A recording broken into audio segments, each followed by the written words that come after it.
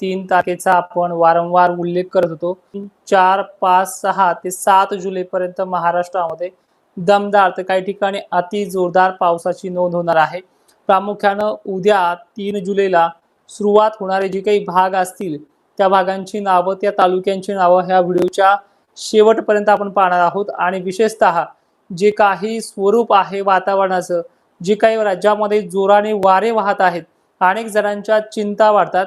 वारे काय नुसता पाऊसच नेऊन घालत नाही, हा त्याचा काही उद्देश नाही.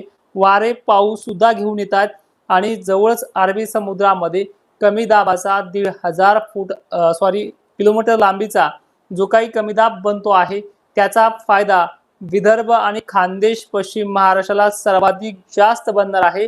आणि याच्यामुळेच या भागामध्ये पावसाची जोर हे उद्याच पासून वाढणार आहे. आता सगळ्यात महत्त्वाचं म्हणजे 3 जुलैला उद्या जोर वाढणारे भाग जे असतील त्या भागांची नावं घेऊयात. उद्या धुळे जिल्हा या भागातल्या जवळपास वाऱ्याचा जोर आणि मध्यम ते जोरदार पावसाची सुरुवात होईल. काही भागांना इथेच झडीसारखा दमदार देखील होणार आहे आणि ही टायमिंग उद्या दिवसभरातून कोणत्याही क्षणी असणार आहे. त्याचबरोबर जळगावचा, भुसावळचा आणि बुरहानपूरचा जो काही पट्टा आहे इथे देखील पावसाचा जोर वाढेल. मलकापूर हा सतत सोडलेला काही गावखेड्यांचा परिसर जो आहे तो उद्यापासून घ्यायला सुरुवात करेल. त्याचबरोबर बुलढाणा, खामगाव, अकोला देखील काही भाग जर सुटले असतील इथे त्या भागांची आवर्षण प्रणाली भागांची सुद्धा उद्या 3 जुलैला सुरुवात करेल. पहिल्याच दिवशी 3 जुलै आणि 4 जुलै ह्या 2 दिवसांमध्ये या भागांची व्याप्ती पूर्ण होईल. त्याचबरोबर चाळीसगाव, भुसावळ, मालेगाव, मनमाड आणि निफाड या भागांचा जोर सुद्धा जास्त असणार आहे. नंदुरबार, शहाद्याची जवळपास 70 ते 80% व्याप्ती ही या पहिल्याच दिवशी या खानदेशच्या ऊर्जा कोपऱ्याची देखील असणार आहे. श्रीरामपूर, अहिल्यानगरचा परिसर, पैठण आणि गंगापूरला जे काही सातत्यानं सोडलेले भाग होते, गंगापूरचा समावेश याच्यामध्ये काही प्रमाणात आहे, पण पैठणमध्ये असे काही गाव आहे, ढाकेफळ वगैरे सर्कल, या भागात सुद्धा प्रामुख्यानं हा पाऊस वाढणार आहे. पैठण बरोबरच अंबडला घेतलेल्या भागांपैकी सुद्धा सोडलेल्या भागांना घेण्यासाठी हा पाऊस चांगल्या पद्धतीनं दमदार हजेरी राहू शकतो आणि याच्यामध्ये वारे सुद्धा आहेत. पण ढगांचा जो काही आकार आहे तो आजकाल ह्या 2 दिवसात जो झाला नाहीये तो उद्यापासून या भागांना वाढणार आहे. आंबड, जालना, सिंदखेड राजा आणि देऊळगाव राजाला सुद्धा या सोडलेल्या भागांपैकी आणि घेतलेल्या भागांना सुद्धा परेशान करण्यासाठी हा पाऊस वाढणार आहे. मात्र याच्यामध्ये सर्वाधिक जास्त पद्धत जी पावसाची आहे ती नाशिक जिल्हा, पश्चिम, उत्तर आणि पूर्व हे भाग असतील. भोकरदन, जाफराबाद मध्ये सुद्धा अवर्षणग्रस्त भागांना सुद्धा याच्यामध्ये दिलासा मिळणार आहे. त्यानंतर बुलढाणा, खामगाव, अकोला, कारंजा, लाड, वाशिम, पुसद, हिंगोली, यवतमाळ पर्यंत याची मजल बऱ्यापैकी ते चांगल्या पद्धतीने जाऊ शकतो आणि याचा जोर जो आहे तो उद्या 3 जुलैला दुपारनंतर ते संध्याकाळच्या 8-9 वाजेपर्यंत वाढण्याची शक्यता आहे. परभणी, सेलू, मानवत, पाथरी, बिरसा, गेवराई पट्टा, शहागड पट्टा, अहिल्यानगरचे मात्र उत्तरेकडील भाग बऱ्यापैकी आहेत. त्यानंतर हा पट्टा सध्या पाहिलं आपण नांदेडचा उत्तरेकडील भाग म्हणजे यवतमाळ परिसराकडे जास्त प्रभाव टाकेल आणि संध्याकाळी मध्यरात्रीपर्यंत चंद्रपूर सुद्धा बऱ्यापैकी घेणार आहे. हा 3 जुलैचा जवळपास हा पाऊस आपण या पद्धतीनं वर्तवण्यात केलेला आहे. बीड जिल्ह्याचे सुद्धा मादळ मोहीमध्ये दमदार पावसाला सुरुवात होईल. पहिल्या दिवशी पेरणीयोग्य हा पाऊस नसणार आहे कारण की यामध्ये वाऱ्याचा जोर मात्र जास्त असेल. बीड, गेवराई खालचे जे काही परिसर आहेत म्हणजे माजलगाव पट्टे, वडवणी पट्टा, गंगाखेड, परळी पट्टा, नांदेड, वसमत हा 3 जुलैच्या रडारवरती मात्र मध्यरात्रीपर्यंत असणार आहे आणि अहिल्यानगरला सुद्धा दमदार पावसाला सुरुवात होईल. म्हणजे एकंदरीत पहिल्या 3 जुलैला खानदेश, विदर्भ आणि मराठवाडा अर्धा निम्मा, पश्चिम महाराष्ट्र अर्धा निम्मा अशा प्रकारचं स्वरूप हे 3 जुलैचं आहे. यामध्ये 4 जुलैला जवळपास मालेगाव, निफाड, धुळे, जळगाव हा जो की परिसर जो आहे तो भुसावळ हे देखील पट्टे ह्या 4 जुलैला जबरदस्त आपल्या प्रभावाने पावसाची बॅटिंग करणार आहेत. यामध्ये जवळपास सर्व तालुक्यामध्ये 4 जुलै म्हणजे शनिवारपर्यंत हा भाग येतील. म्हणजे उद्या 3 जुलै आणि 4 जुलै ही चांगल्या पद्धतीनं इथे सुरुवात करेल.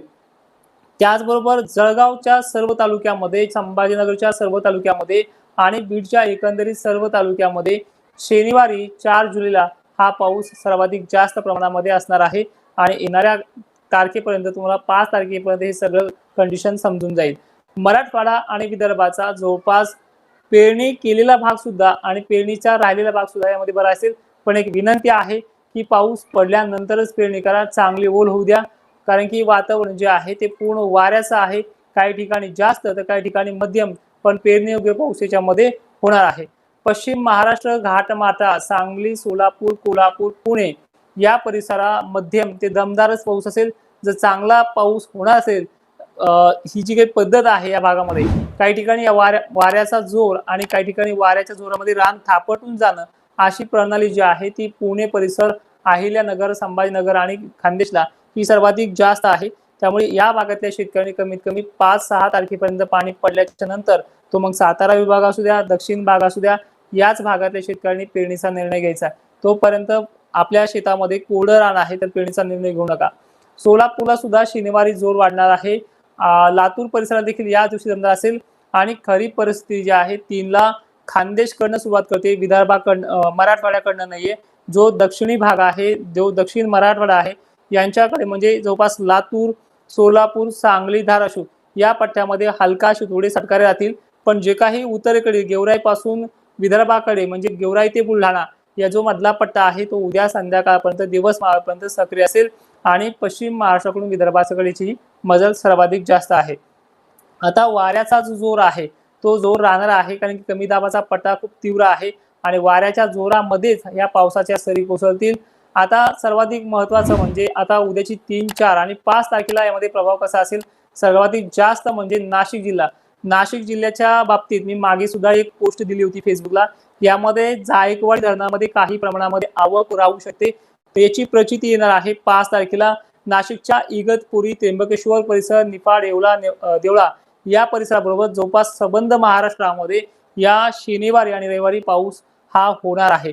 आणि याच्यामध्ये पद्धत अनेक ठिकाणी पहिले 3 तारखेला आणि 4 तारखेला दक्षिण महाराष्ट्र मराठवाड्यात झडीसारखं बारीक असेल, पण 4 आणि 5 तारखेला आणि 6 तारखेपर्यंत हा महाराष्ट्र व्यापला जाईल.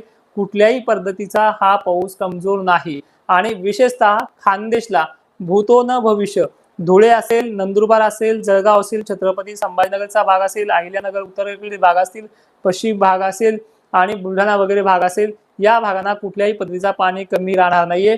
आणि विशेषतः उद्या आपण मंठा, तळणी मार्गे जवळपास लोणारकडनं अमरापूर मार्गे शेगावला जात आहे. उद्या सुद्धा 3 जुलैला आपण तिथे भेट देखील घेऊयात आणि याबद्दल देखील माहिती पूर्णपणे चांगल्या पद्धतीने सांगू. तर आता लक्षात घ्या, जवळपास उद्यापासून स्टार्टअप होतोय फक्त खानदेशकडनं आणि विदर्भाकडनं. मराठवाड्याच्या गेवराईपासून उत्तरेकडील भागांना हिंगोली परिसर हा देखील भाग उद्यापासून सुरुवात होते. 3 जुलैची संध्याकाळपर्यंत बऱ्याच ठिकाणी दमदार हजेरी लावेल. पण मराठवाडा सरबदूसाठी 4 आणि 5 तारखे पूर्ण होऊ द्यावी लागेल. 4 तारखेला रात्रीपर्यंत हा पाऊस चांगला बरसायला सुरुवात करेल. काळजी करण्यासारखं मोठं कुठलंही संकट नाही. वाऱ्यामध्ये जो जोर आहे त्या जोराने हा पाऊस ऍक्टिव्ह होतोय.